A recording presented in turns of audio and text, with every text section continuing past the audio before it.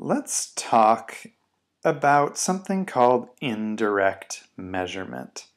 We're talking about geometry and congruence and similarity, and now we're going to talk about how to use that to help us solve problems.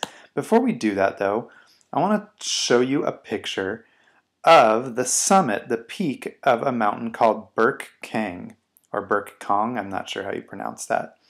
This is a tall mountain in Nepal, and it's actually named after this guy, Bill Burke, who actually lives only about 10 minutes away from Talbot Middle School. And he is the oldest person to have ever climbed Mount Everest. He climbed Mount Everest at the age of 73 in 2014. And so the people of Nepal named one of the peaks after him, which is kind of a cool thing to have a mountain named after you. Now, you can read more about that at this link right here if you want to, but what I want you to know about the summit of this mountain is that it reaches a height of 6,942 meters, which is 22,775 feet. But I also want you to know that there's something interesting about this mountain peak. Nobody has ever climbed it. Nobody has ever climbed it. So, the question is, how do we know that that's how tall it is if nobody has actually ever been up there? In fact, how do we know how tall any mountain is? You can't measure a mountain with like a measuring tape or a ruler, right? How do we know the heights of mountains? Well, the answer is what we call indirect measurement. When you can't measure something directly with a ruler or a yardstick or a measuring tape, you have to find other methods. And math gives us indirect measurement. So indirect measurement is a technique that uses properties of similar polygons, similar, we've seen that word, to find distances or lengths that are difficult to measure directly. In other words, what we can do is we can find the heights of mountains that are really tall, or we can find the distance across a river without having to swim across it, or we can even find the diameter of the moon, which we definitely can't measure with a ruler or a yardstick, using indirect measurement instead of direct measurement. So how does this work? The way it works is by using similar triangles, or some other kind of similar shape, but it's usually triangles. So here's how it would look with the mountain. If you want to know how tall the mountain is, we could make a triangle to represent the mountain. Now, we can't measure all the parts of that triangle, but we could make a similar triangle that is a size that's measurable by us. And if we know the size of the smaller triangle, then we can use the properties of similar triangles to help us understand the measurements of the larger triangle. Indirect measurement. So here's an example of what that might actually look like. A 5-foot person is standing near a tree, and the person casts a shadow that's 12 feet long. The tree also casts a shadow that's 42 feet long.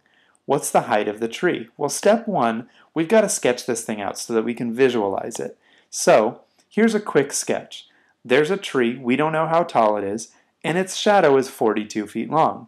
There's a person, we know their height, they're 5 feet tall, and we can measure their shadow is 12 feet long.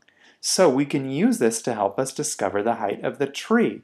And we don't have to actually directly measure the height of the tree.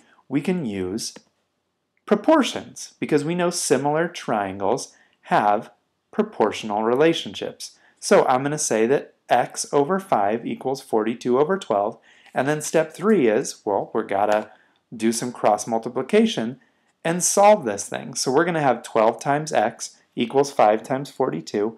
And then we're going to multiply 5 times 42 and divide it by 12 and eventually use our calculator and get that x equals 17.5. So, what is the height of the tree? The tree is 17.5 feet tall. And we didn't need to measure the tree, we just measured a couple shadows and the height of a person. This is what we call indirect measurement.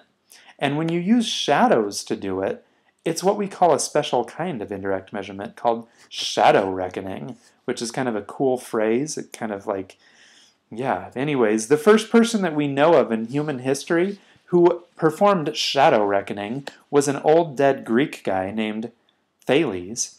And Thales lived about 2,600 years ago. So a long, long, long time ago, Thales really impressed people by finding the height of one of the great pyramids of Egypt.